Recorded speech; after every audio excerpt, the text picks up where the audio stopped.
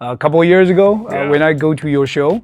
By the way, great show, guys. The best. The best show. Unbelievable. Checks in the mail. Thank you.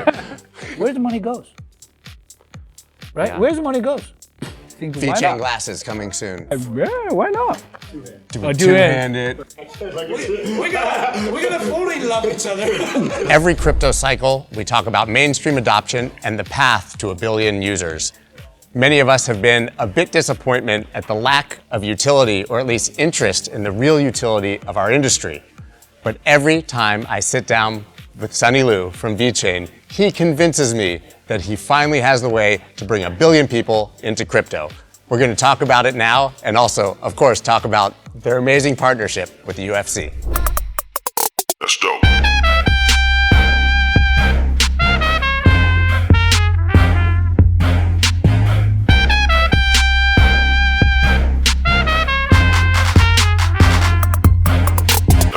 All right. So this is my first recording in front of a UFC background. UFC 314, the official press space. Your hand is rubbing where Dana White's hand. Oh yeah, that's his part. Was just rubbing.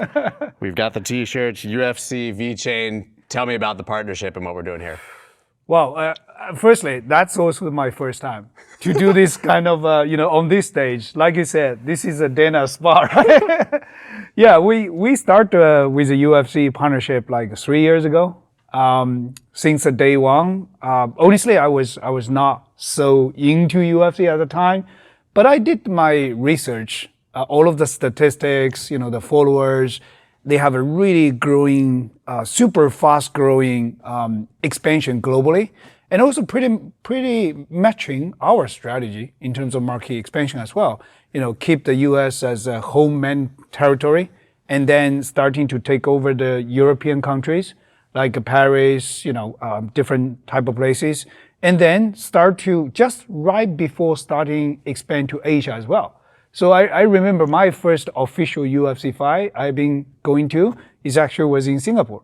So it's getting better after 3 years, I would say. It's more than just like only for sponsorship or exposure. Those are grading part. That's really great.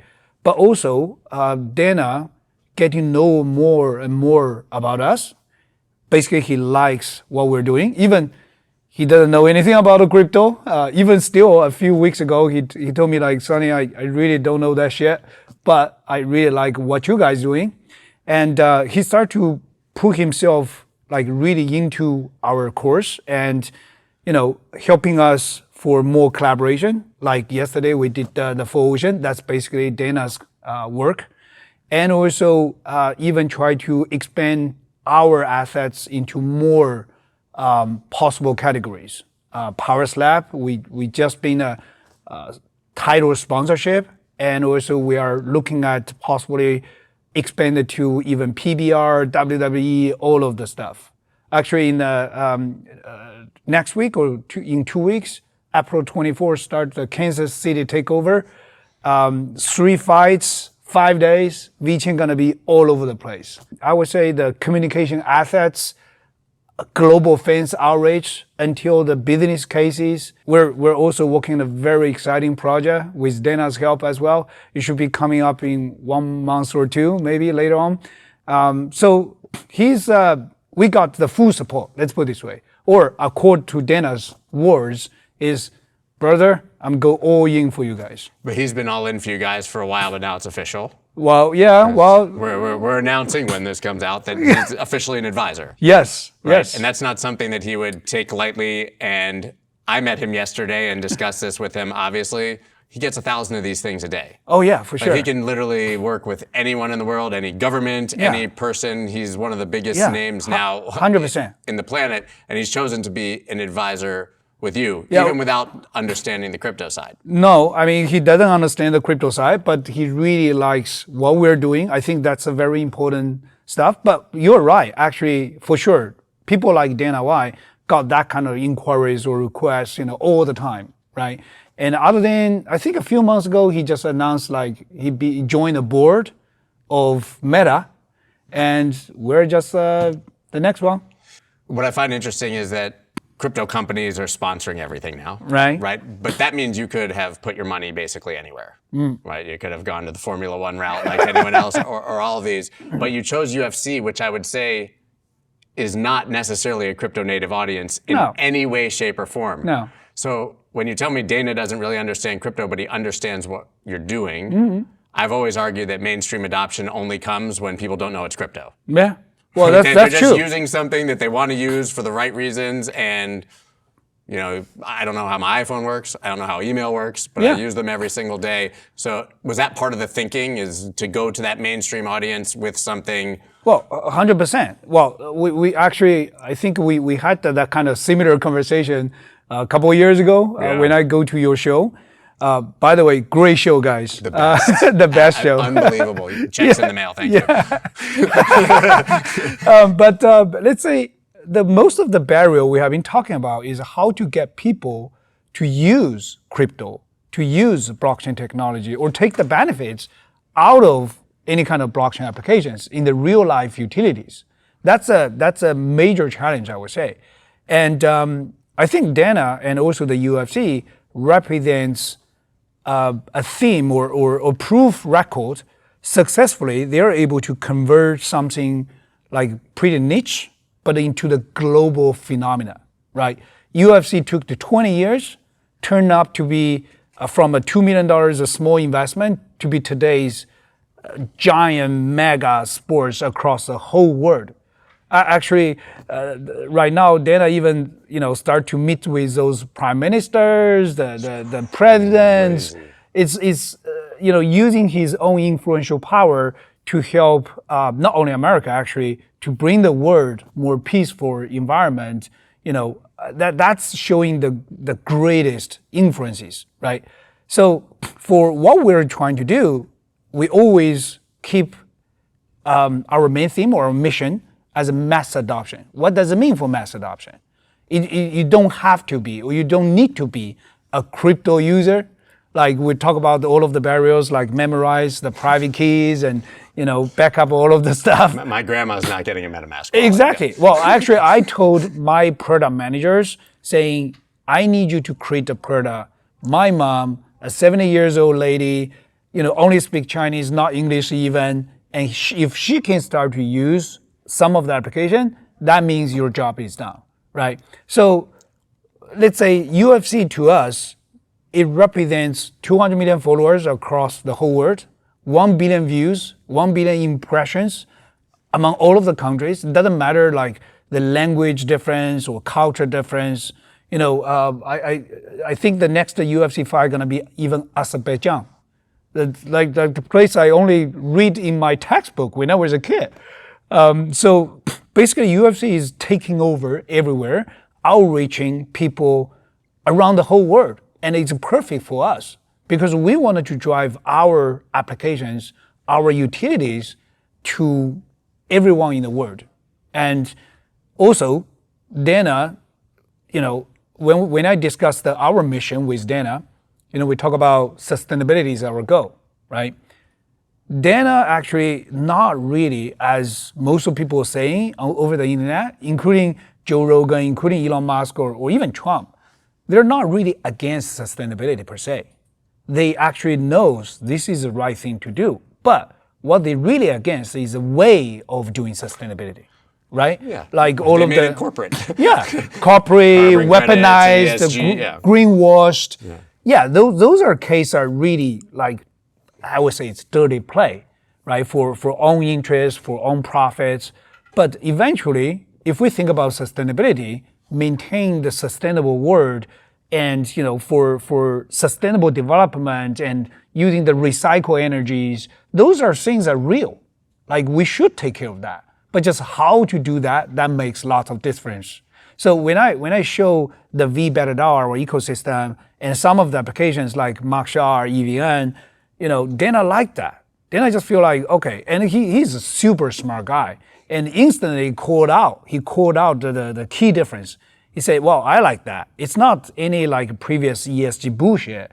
It's a bottom-up strategy, other than the top-down strategy, right? Basically involving the individuals, doing the right actions, doing better on the daily basis, And, the platform will take over, let's say, helping everyone monetize the value you created. And it's I would say it's very Web3, and also has a bright future. That's what Dana likes. When I was talking to him yesterday, I said, I don't think there's any person, Republican, Democrat, alien, anywhere who wants to swim with plastic in the ocean. True, Right? true. So we're cleaning up an island. Like, who wants to go to a beautiful deserted island and find trash? Nobody. That's Nobody. Not controversial. Well, that's actually, let's say I try to explain, and Dana gets that. The way we're doing things, it's not try to, let's say, educate people, like, oh, what should you do?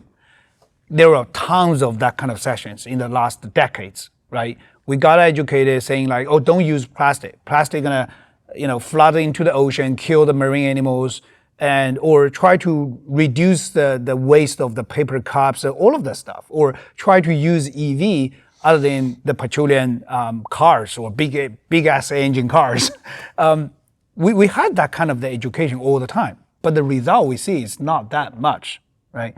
But one thing we learned is if you incentivize people to do something good, that will be much, much more effective, and eventually drive people to grow a positive behavior. Eventually, like what I'm doing. I started to use a mug shot like almost a year ago, and now I carry my mug like everywhere I go, and I even feel bad if I forgot my mug, in the hotel, in my home, and I look at when I goes to the coffee shop, I was like, oh, what should I order?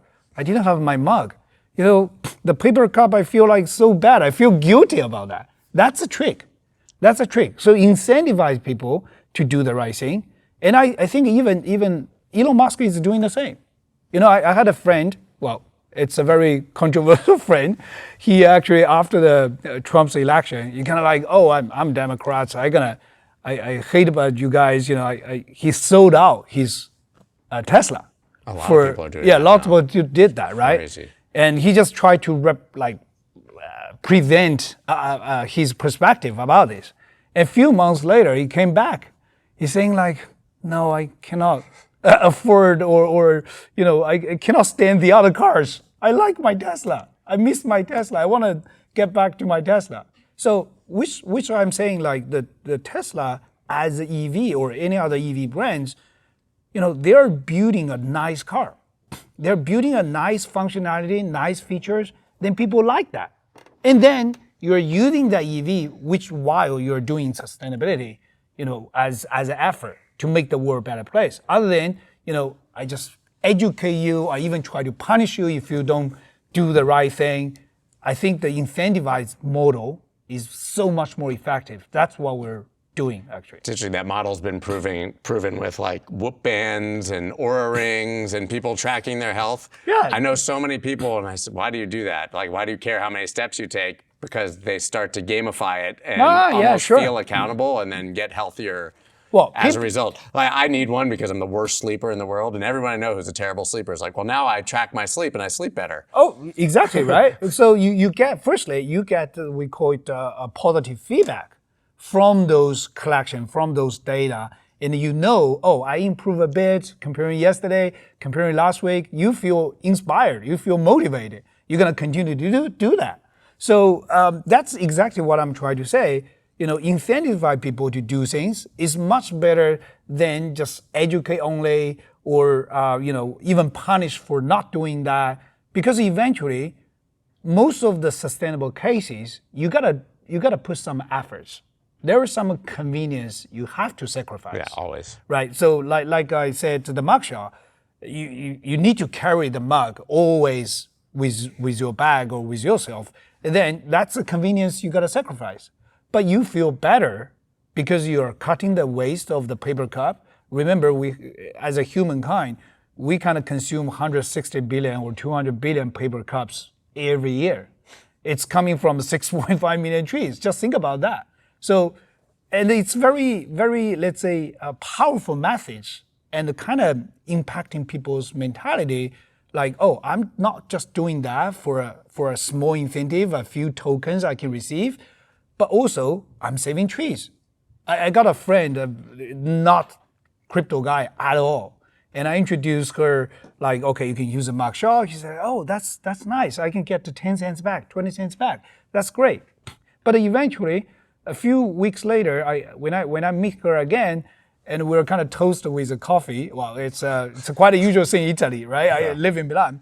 And she's like, hey, Sonny, let's saving the trees. I think that's great. Right, she didn't say make money. Yeah, that's great, right? That's even better than just making money. So the incentive is not only about the financial incentive, but also like, your emotional, you feel accomplished something, you feel part of the big cause to eventually make the world a better place, and you are proud of that stuff. I think it gives you an excuse to do the right thing that you wanted to do anyways and not be lazy. It's just that one little push. Exactly. But that part, it's if you don't have anything, and that's a very hard move. You might do it like, okay, if I do it 1 day, 2 days, 3 days in a row, but it's hard to become a behavior, right? You remember the 21 days rule, you gotta do something 21 days in a row, then it becomes your behavior. That's what VebetterDAO try to do, to incentivize everybody to make the positive behavior or actions become your thing, become your natural behavior, natural habits. And then you will do it every day. And when we call more people to join, and the collective results just immense, I would say. I don't want to take for granted that people know what VebetterDAO is and what the app is. And so give the quick explainer on exactly how this actually works and what you've built. Sure. Well, VebetterDAO is, firstly, VebetterDAO.com and VebetterDAO.org is our website. So you can go to the website to check for everything. And VebetterDAO is a platform to foster different type of, we call it X2Earn applications.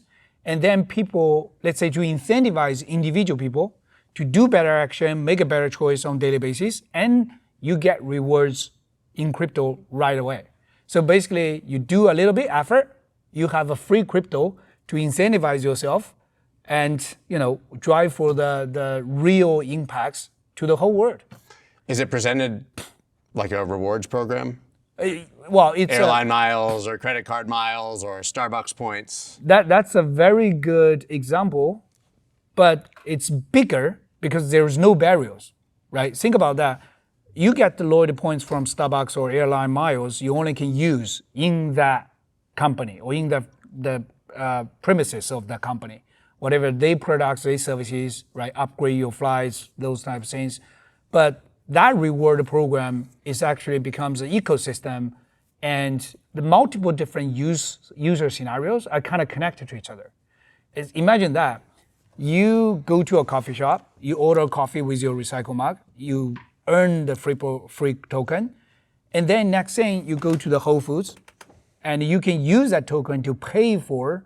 By the way, we just launched a white label Stella Pay solution. So basically, you can top the Better token along with VAT and VSOR to pay for anything you want. So basically, it's a crypto credit card, but we name it as a Better card to incentivize people. Those spending the money by spending, you spending is actually coming from your better actions. So it's pretty cool. We just launched it yesterday. So the user could go to the next thing to pay for anything you want with your better rewards. And then based on what you buy and how you buy.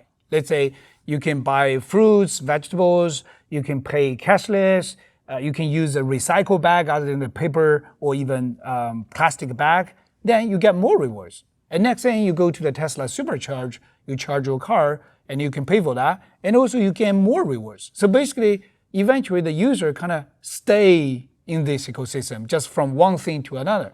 That's an ecosystem we try to build. Can the rewards eventually be enough that it is completely self-sustaining? You can go get $20 worth of groceries with whatever your good behavior and you gotta put quite a big effort for sure. But that's our goal. That's our goal. Once we have actually we are already in the right position. Now better just getting more than 1 million users in the last 10 months. That's crazy. And honestly, I'm very proud of that. Even though comparing with Web 2, 1 million is nothing, right? But in the Web3 world, a real life application, 1 million user, I'm really proud In of the that. Web3 world, Yeah, Web3 world. one user is impressive. Yeah, well, we set up that as a milestone. 1 million as the first milestone. We just achieved that. But imagine we have 5 million users, 10 million users, 20 million users. Then we will be able to connect those enterprise also to somehow injecting the value into the ecosystem. And people basically can, do the better actions, make a better choice. Like you said, self-sufficient about what you do. Sure, I mean, somebody will still be lazy. Somebody still have lots of other stuff to do. But at least we can encourage people, eventually to be able to get rewarded and pay for your living. I'm not saying 100%, but even cover 20%, 50%. That's great. By your choice, right? This isn't the first iteration of VeChain. No, that's we keep iterating, right? But we never change the course. Right, but it's interesting because now it's a mainstream use case for the individual to earn your token by doing the right thing. But you've had utility for a very, very long time. Yes. And I remember in previous cycles, there were these passionate people that I talked to that they had VeChain names. It was Ven Warrior, and all these things. But because you were literally working with the biggest companies in the world on supply chain management, right? Yeah. You've had utility for all of these years while everybody else has seemingly come and gone. Yeah, well, that's true. Actually, it's by different stages. I usually call VeChain has a 3 white paper journey. The first, I think we may be the only one in the crypto world keep iterating our white paper. And the first white paper was initialized in 2017 for launching the ICO, tell people what kind of platform we want to build. And then 2019, we released the second version of white paper. So basically it's focused on the enterprise adoptions. Like you said, all of the supply chain cases, food safety platform for Walmart China, a bunch of the luxury brands, starting from Givenchy, sustainability project for H&M and BYD, even some of the directly like yesterday we're doing the 4Ocean project. Actually, we have a receipt for ocean cleanup, starting from 2021 or 22. So those are let's say we call it enterprise adoption, but also we find let's say a good part and also a bad part. The good part is, most of the enterprise has a common consensus or common direction. Think about what should I do with the new technology, or what is the most of the challenge, I'm encounter, and I'm looking for some new technology can bring the new solution. Actually, it is sustainability areas. It's missing, there is a gap between enterprise and the users. Like enterprise feel like I have done so much. I put the money into that. I even motivate my employees to do something good for the world. But why my retail users or my retail clients not really buy it, right?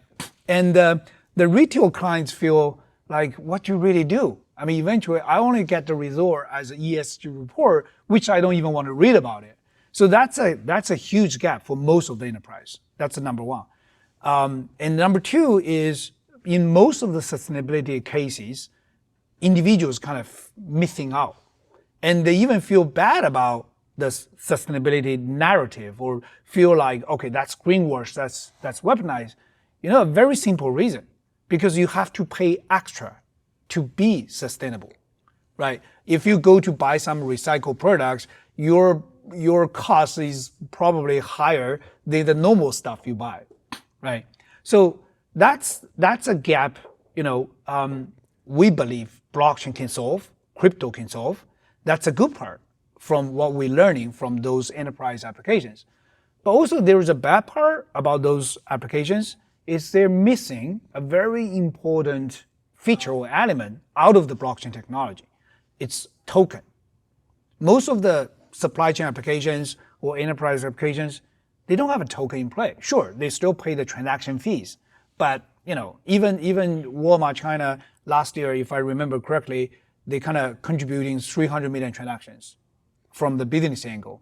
which is a big transaction, big contribution to the VeChain networks, but it's just paying the gas fees by executing the smart contracts to supporting the business goods for the supply chain processes, different type of business activities, but that's it, right? And I would call it like incremental improvement, not revolutionary change. The real blockchain application needs to have a token in play and somehow designed in the future business models or business applications. That's why we kind of released the latest white paper with Boston Consulting Group from 2023. We call it the Web3 for Better. We want to also touch the retail part, the user part, get the user to be involved. So far, so good. Like I said, 1 million users so far. And then we do have expertise and we do have experiences how to engage enterprises. Then the next job to do is put them together. And then we are able to build up some really revolutionary business models. The target is, I think everybody in the crypto world in my mind, like last 15 years or 12 years, everybody tried to do the same. How to make not only the individual user, but also the enterprise user to use crypto somehow, right? So that's our goal. So eventually we wanted to put them together, just do the different type of the job. Enterprise has a big resource, big investment, structured, the organization, products, and the individuals can do the efforts, but put them together. I think that's an essential part of the Web3. It's no more just, you have to be an employee for some organization, then you can join together to do something. No, that's not Web3. Web3 is we can have a framework, we can have a consensus, and then everybody just do their own part, and eventually put together, it's creating huge impacts or huge results. When I think about this, the crypto natives obviously love tokens, right? Yeah. But they're not the ones that end up adopting or caring about utility, which I've found a little disheartening. That we have Bitcoin, and then we found out that everything else is basically a big casino. Yeah. Right? And the interest in everything in the middle has been less than I think. So you have to go to the mainstream. You have to go to the UFC audience and present them something that they don't even know is crypto to get them to actually care. Yeah.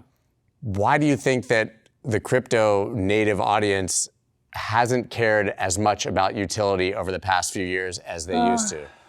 That's, I would say that's, for me, as one of the veterans in the crypto world for 12 years, it's kind of a bit disappointment for me. That's what I said. It's disheartening.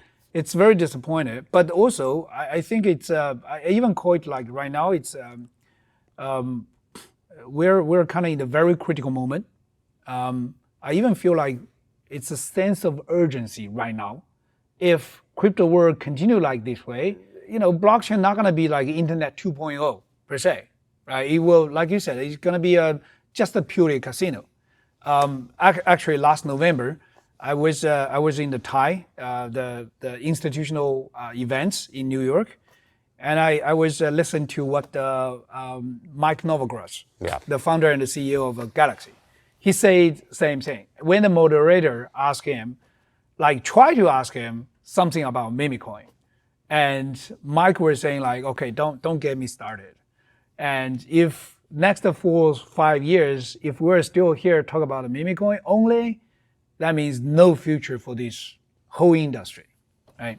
But in terms of the reason, I would say the simple one could be just money effect. Yeah, we found out that there are a bunch of gamblers trying to make a quick buck. That's a human nature, right? That's a human nature. You cannot rule out that.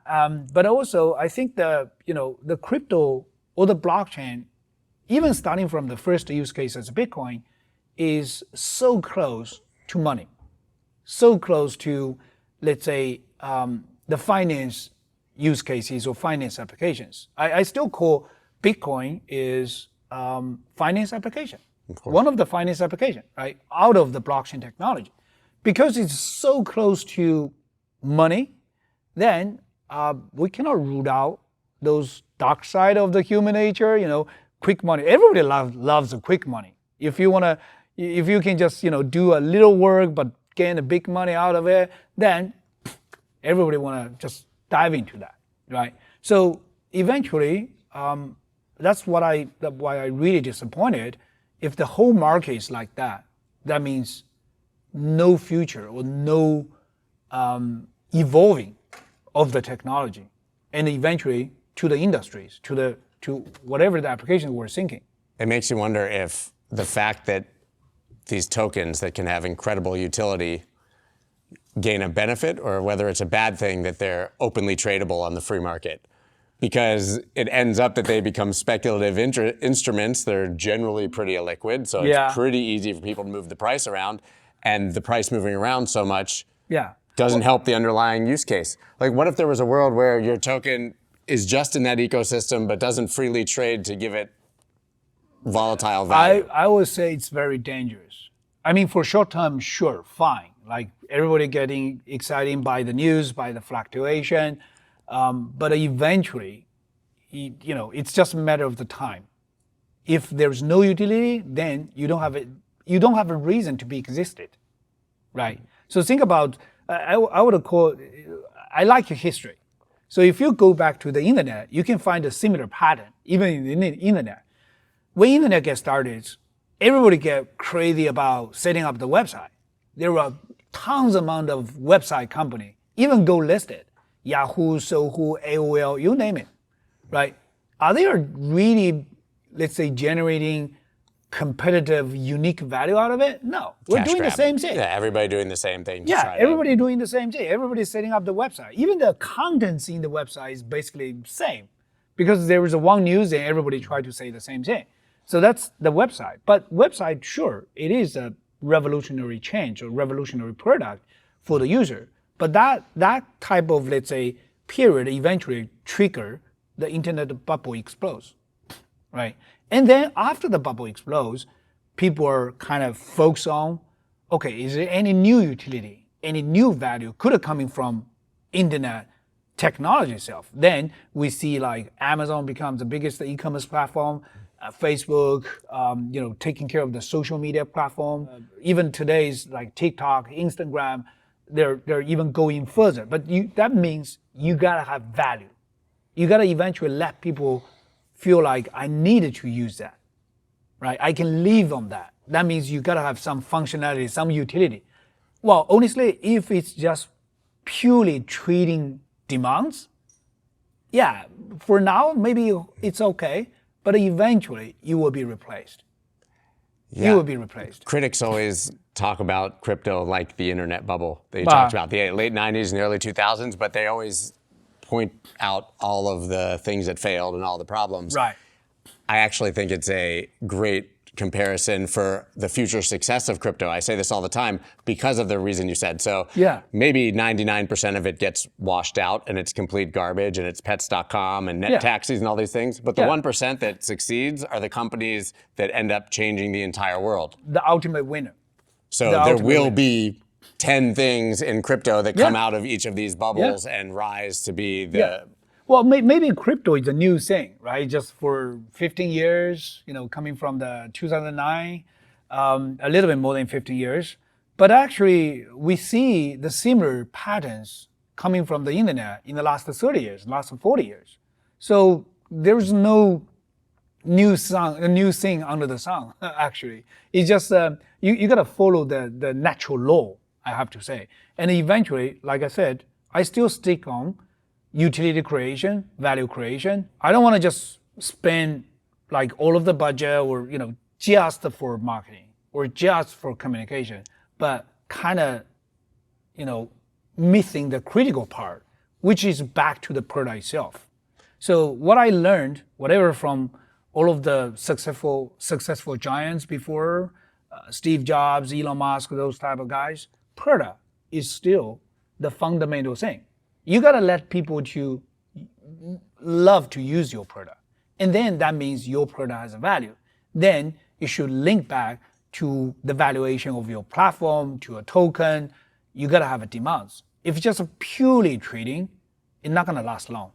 Not gonna last long. No, there'll always be something else and to replace also, it. I think 2025 is gonna be a very critical for that kind of change. So I wanna talk about that. Sure. That was what I was going to go back to. I was going to say, literally, a few minutes ago, you said we're at this critical moment, and you just said it again. So I've been saying over and over again is that we have this sort of Goldilocks phase here where all of a sudden, all of the inhibitors, all of the obstacles that we've had, namely regulation, legislation, the administration in the United States, are gone. So we were able to scream from the sidelines this whole time how unfair it is. We have this incredible technology. We're building all of these important things. Get out of our way. Okay, now they're out of our way. Yeah. So talk about a critical moment. Exactly. If we can't prove right now that what's being built in crypto is worthwhile, then... Yeah, so the fundamental question now is what to be regulated. Right, we were crying for regulation support. We were crying for, okay, don't just get in our way. We need a support. We need a clarity of the regulations. Okay, now MiCA just launched, and in Europe, and VET and the VECHAin will just get confirmed in the compliance, which is good. And also to US, starting from the stablecoin regulation, that's great. And what's next? What to be regulated? Or what kind of the products from all of the builders in the crypto world needs the support, need what kind of support from the regulators, right? So I think right now we don't have excuse anymore. We don't say, oh, because of the Biden administration, because of Gary Gensler. We have no one to blame but ourselves if this doesn't catch some sort of meaningful adoption. Exactly. That's why I'm saying, I keep saying, I'm telling everyone the sense of urgency. We're gonna do things right now. Because now the ball is in our hands. If we don't have any real utility, real value, or real application model to show to the regulators, that's the right thing to do. And then eventually, we're kind of serving the bullets to our enemies. They will come back saying, see, that's why we don't want to regulate you guys. That's why we call you guys, bad players or, kind of rug pull, all of that stuff. That's why, right? So we're getting a very critical moment. We need to seize the momentum and focus on building the real utility and show to the regulators, work with the regulators, and what does the regulation eventually do? I really like applying the first principle rule like everywhere. The regulation is really incentivize or motivate the good guys and punish the bad guys, right? And driving for the innovation, driving for creating the real value out of the new technology. That's it. But let's say if the builders in the crypto market are not really striving for the real utility, real value, to really bring the real application in the real life, then the regulators has nothing to regulate. Yeah. So no excuse, guys. I talk to my friends about this all the time. My normie friends. Yeah. We all have normie friends. You talked about your normie friend with the mug. They're Wall Street guys, a lot of them. They were consultants, they were investment bankers, they're private equity, VC, across the board, everything. And some of them over the years I've been able to convince to at least buy some Bitcoin or participate.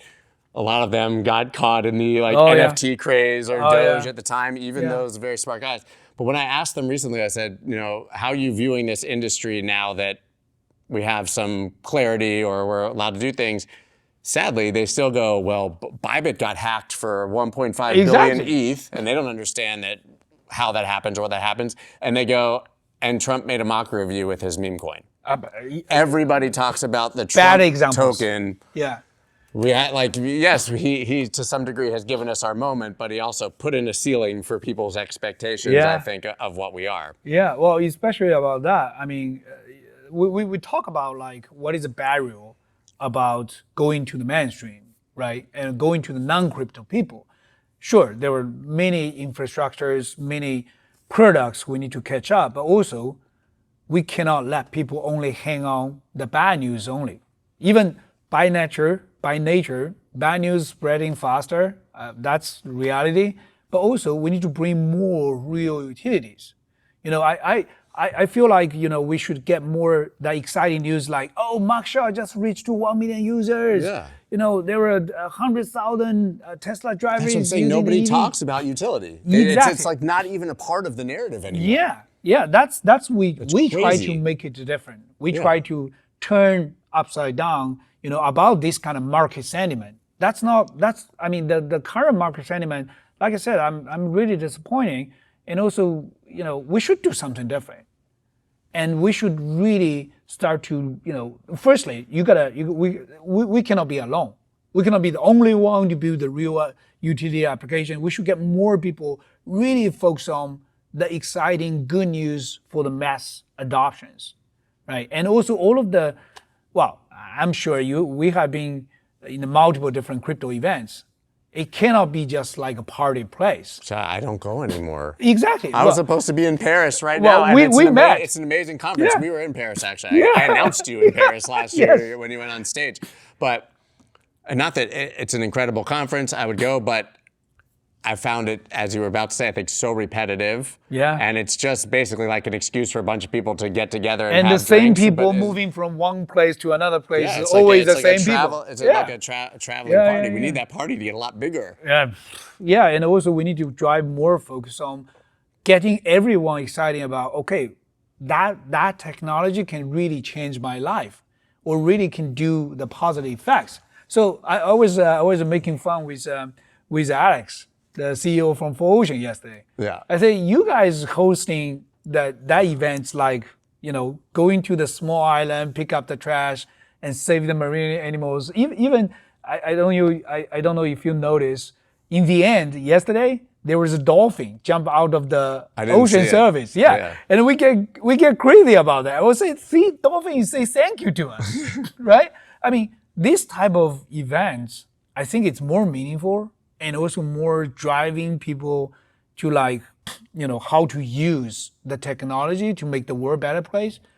It's so much better just a free booze and, in the different parties. Yeah, I mean, the more we talk about it, it feels like most of the things that have been created in crypto are either a cash grab, even if the person doesn't know it's a cash grab, the way that it's structured, the tokenomics, everything, kind of a cash grab, but that it's a lot of solutions that are looking for problems. Oh, yeah. And what you have is actually using the technology to solve something that everyone agrees with. So everybody thinks, going back to the beginning, like sustainability is important.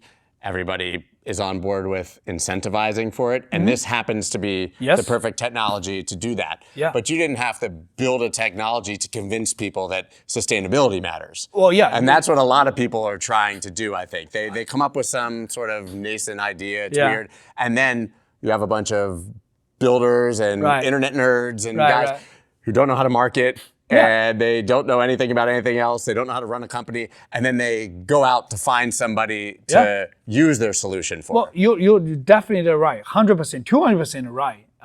That's a tricky. That's a trick we use. Let's say sustainability, you don't need to convince anybody. People just like, oh yeah, I know that's the right thing to do. The only thing you need to put the effort is, I might need to sacrifice a little bit convenience.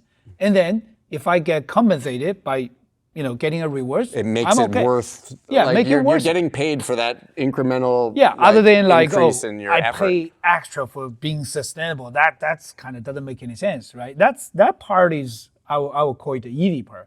But the difficult part or challenging part, which we're working, is to get everybody, not necessarily only the crypto guys, are able to use those applications. Like most of the application, even yesterday we show the 4Ocean Cleanify application. You can use that's awesome. Google login. Yeah. You can use a Google account login. And also the EVN, you basically use a Tesla account to log in the applications. Well, I really respect and love Tesla. They have open sourced, everything. Open infrastructure, open interfaces. And sure, you got to pass the audits, you got to pass the authorization. But once they authorize, upon the user agreement, you can use the APIs. Yeah. So right now, you log in the EVM with Tesla account, and the car profile just upload it automatically. And every time you charge your car, the charging data automatically goes to smart contract. You get rewards based on that. You don't even need to do anything. Yeah, and in that case, you don't even need to take a picture of the trash that you picked up. You literally don't. just connect your account. Yeah, and imagine we can expand to more enterprise use cases. For example, like when you order in Starbucks or Costco, Costa, and if in this sales system to point like, okay, you use a recycled mug other than the paper cup, then that data is enough for us. It's more accurate, more authentic, and then people get rewards about it right away, right? So what we're trying to do is try to expand more to even, one of my goals is even getting, I call it a wallet, but that's not my, let's say, I want to make this not a wallet, or I want to make it as a sustainable actions other than the wallet. Even though I'm very proud about the V word as our wallet, it's very easy and friendly one to use.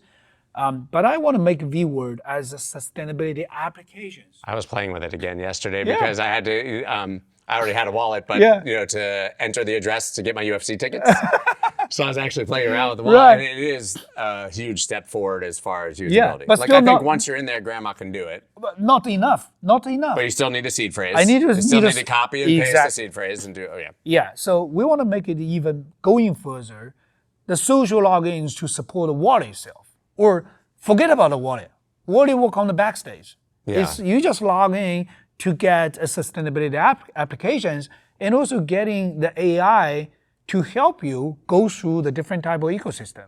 The AI could tell you, well, that's my goal. It still take time. That's the next natural question is how, so we keep hearing AI blockchain, AI blockchain, Yeah, AI yeah. blockchain. I was talking to Paolo Arduino from Tether the other day, and we were kind of projecting crypto forward 5-10 years, and he's like, we always think it's going to go exponential. So Sure. like, to put a grain of salt, but he's like, yeah, it's going to be 1 billion robots in 10 years that are powered by AI, and they're going to be transacting with each other in stablecoins. Oh yeah. He's like, on your behalf or independently, and that's what the future of crypto is. Obviously, he says that because he's the CEO of Tether, but that could be your token or another token that they're adapting. But like Could be anything. the crossover of AI and crypto is coming fast. So how do you account for that? So you're building an emerging technology, trying to convince people to do that, while there's this other completely parallel emerging technology that's going to overtake everything. Yeah. So now you have to think about that. Well, let's say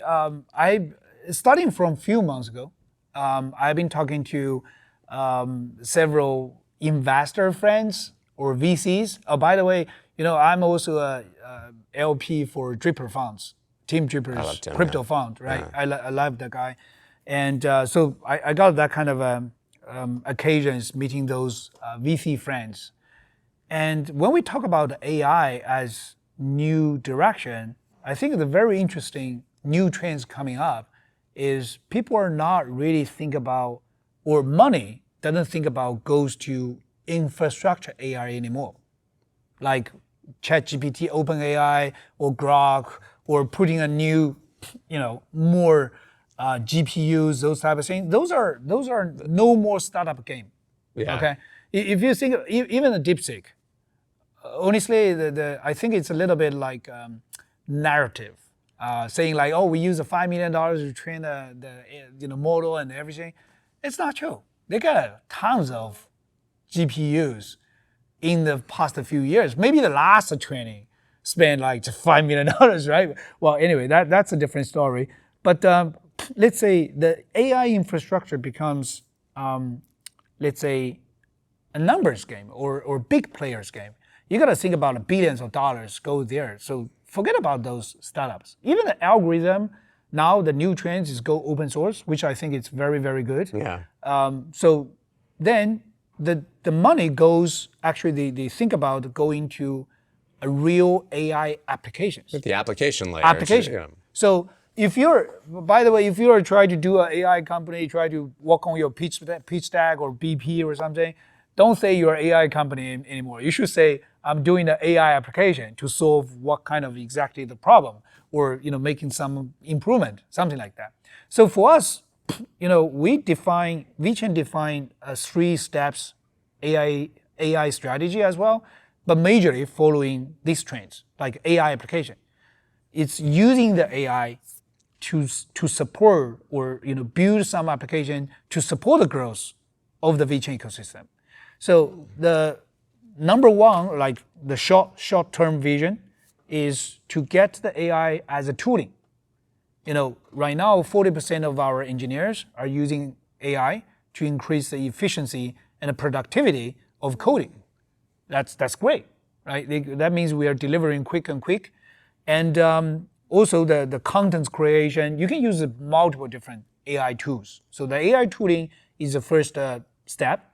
And then midterm is using the AI to enable more applications. For example, when you do the mugshot, when you take a photo, who is doing the verification? AI is doing the verification. It's not only about the photo, also considering like, okay, where you are, GPS data, which Starbucks, basically you're selecting the data from the Google Maps, or the receipts is matching, the timestamps is matching. So all of the different type of verification data, AI is processing that, right? For sure, it's a constant battle between the verification and also the farmers. There are so many farmers. Yeah. But so far, even for mugshot, based on our internal investigation, it's only 3-4% of farmer situation. Right, but it's interesting because it goes back to what we were talking about before. You're using AI to better your product, not... Yeah. So you have a problem, not a problem, but let's say a Challenge problem, or something solution, that can be improved in your business, and Of you're course. using it as a solution. Yeah, of course. Not a solution in search of a problem. No. Right? You're integrating it in a way that Yeah. improves your core business without fully pivoting to it or trying to reinvent the wheel. Yeah, so basically the AI is using almost every X2 applications. We even wanted to create some kind of standard format to even help community builders saying like, okay, that's what we learned. That's what we do. Even we wanted to help them to negotiate with the AI providers. Like, okay, don't everybody spend $100 here, $200 here. Let's group together. And we can, share that kind of subscriptions to enable more X2 applications. So that's a midterm.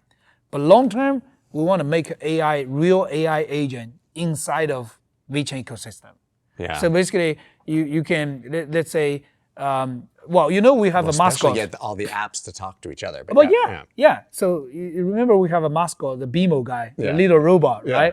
And basically, when you talk to VebetterDAO ecosystem, talk to BMO, ask for suggestions, ask for helps.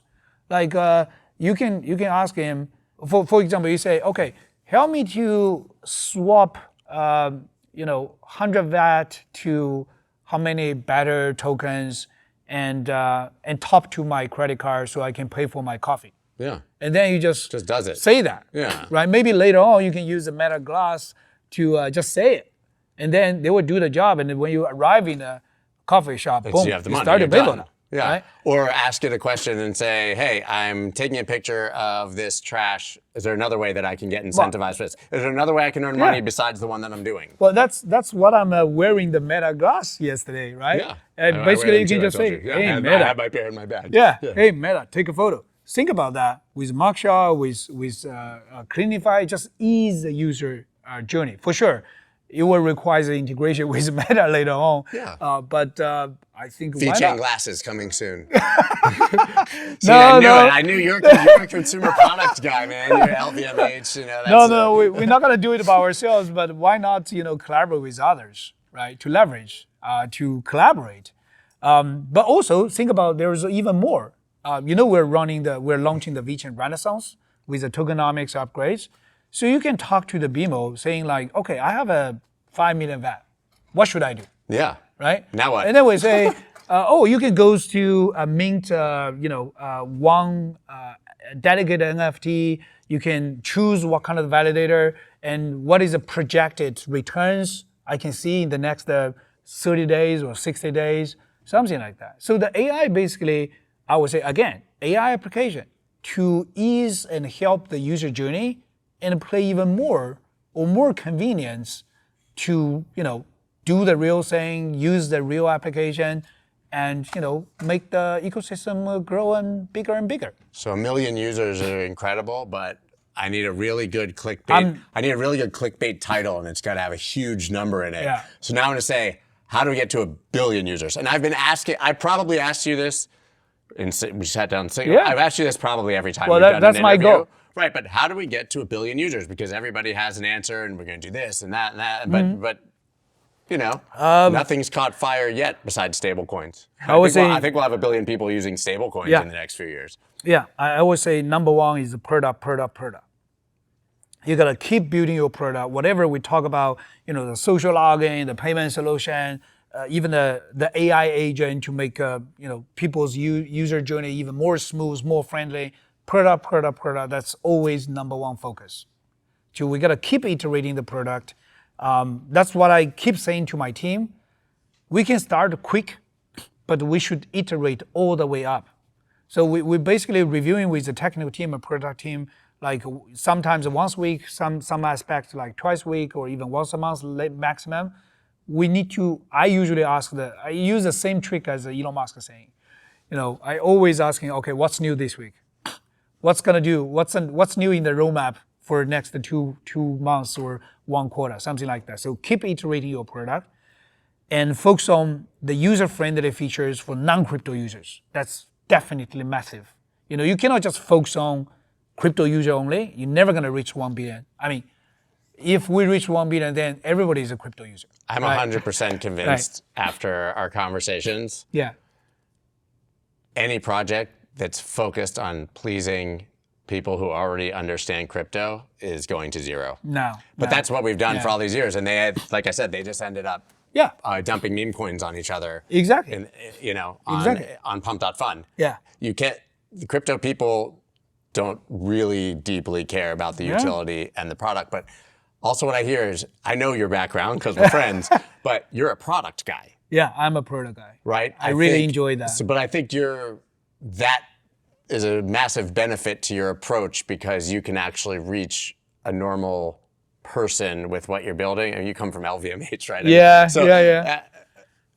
Again, most people who are in crypto are not approaching it from the user perspective. Yeah, well, so I think that's really the problem. I think we need to start ignoring the actual crypto people who are there to make money and just think about grandma.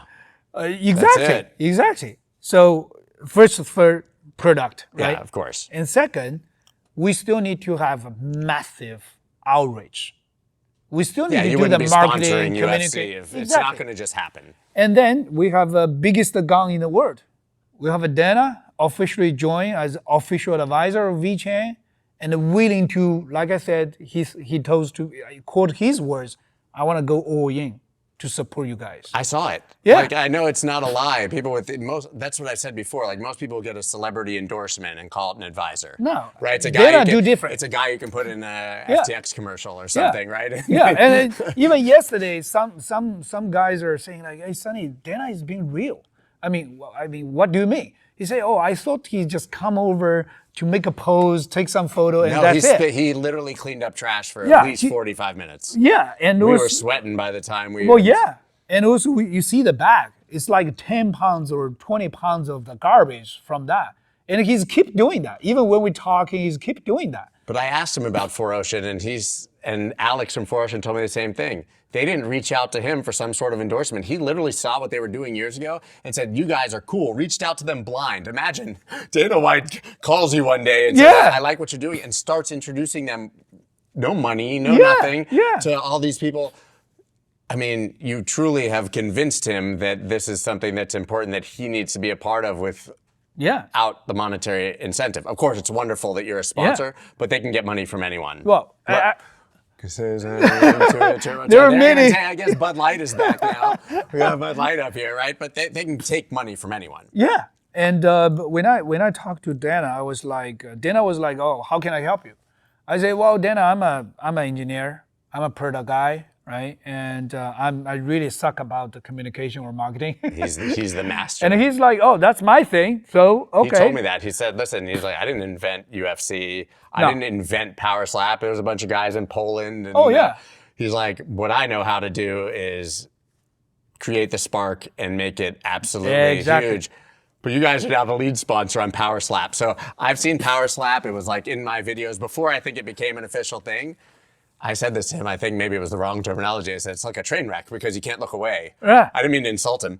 But no, it's like, you know that this is ridiculous. Like, it's literally two guys standing here slapping each other. But you cannot keep your eyes off. You know, but you've chosen, you're going to be like, we're going to be the lead sponsors on Power Slap. So talk to me about that. Well, it's amazing. I respect that guy. Yeah. I respect If he says it's going to be the thing, you say, I'm going to support it. The same way he's supporting you. Yeah, he proved it. He Yeah. proved it, with the UFC. 20 years ago, UFC is nothing. And Dana say that. Literally, they spent $2 million only for 3 letters. Not even a domain. They don't have a domain by then, 20 years ago. And also, according to Dana, it's a bunch of crap. They have to restart everything from scratch. And 20 years later, it's a $20 billion company. $20 billion global, massive sports league. Something he and I also talked about, but that you'll probably have more insight into. What I find interesting about the partnership, or in general about UFC, is that it very much mirrors crypto's journey. So I said this to him, and we were talking about it. He was talking to world leaders now. He's going to meet the Prime Minister of England. He's in China talking to the ambassadors, right? Yeah, you were there. Yeah. He was banned in these places. Oh, yeah. Like not even just there, like he was banned in New York. Yeah. You know what I mean? So Yeah, UFC, people forget it was kind of like crypto going through its regulatory challenges and it's just for scammers or criminals or whatever. UFC had that same journey of being illegitimate and him out there as an ambassador fighting in each jurisdiction for it to be, and now he's meeting with Prime world Minister. leaders. Yeah. Actually, he said exactly the same thing when we were in London. But that's crypto. Yeah, that's a crypto, exactly like a crypto. So again, the number 2, like I said, leverage and also take getting the support from Dana.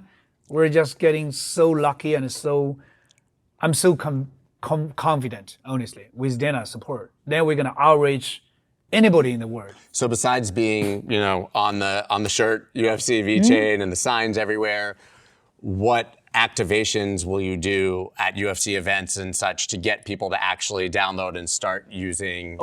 Many different things. Actually, we even I was discussing with our mutual friend AJ. Yeah. We're gonna give away Tesla cars. Yeah, you're giving away free Teslas with him, right? I'm gonna give away. I mean, besides all of the process, VET and VSO get compliance, right? So there are there are also some of the challenges in terms of operational, especially in the finance area. So I say, okay, forget about that. I will do that by myself. And I'll use my own VAT, use my own VET to incentivize people participating in the different type of sweepstakes. And, you could be also including the UFC tickets, money you cannot buy experiences. And usually we have some kind of mixer for every UFC fight.